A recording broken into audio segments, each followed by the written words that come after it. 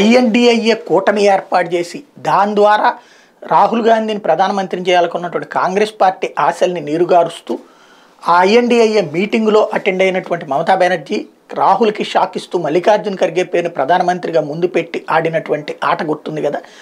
ఈ ఆటతో షాక్ అయింది రాహుల్ గాంధీ, కాంగ్రెస్ పార్టీ. అదే సందర్భంలో అదే మమతా బెనర్జీకి ఆ తర్వాత వెళ్ళి ప్రధానమంత్రిని కలిసింది. దీని మీద ఆగ్రహం వ్యక్తం చేసిన సిపిఎం మమత మోడీ కోవర్ట్ అంటూ ఆరోపించింది. అయితే మమతకి ప్రధానమంత్రి నరేంద్ర మోడీ మాత్రం మరొక షాక్ ఇచ్చారు.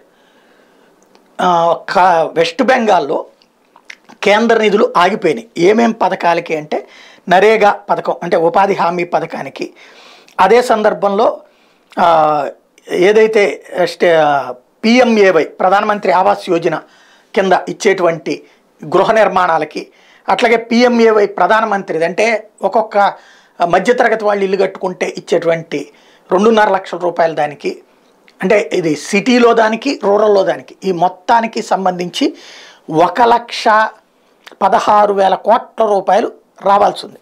ఆ డబ్బులు ఇవ్వమని చెప్పి కలిసింది మమతా బెనర్జీ.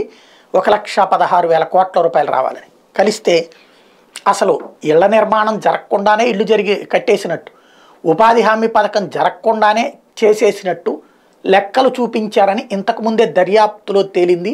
ప్రాథమిక దర్యాప్తులో కేంద్రం పంపించినటువంటి సర్వేలు. దానికి సమాధానం ఇవ్వమని కేంద్రం ఆ సంస్థలు అడిగినాయి, సదరు ప్రభుత్వ రంగ సంస్థలు. వాళ్ళకి సమాధానం చెప్పలా. మీరు ఆ సమాధానం ఇచ్చారా? ఆ సమాధానం ఇస్తే ఆ కాపీ తీసుకు పంపించండి, నేను డబ్బులు రిలీజ్ చేస్తానని చెప్పారు మోడీ. దీంతో షాక్ అవ్వడం మమత వంతైంది.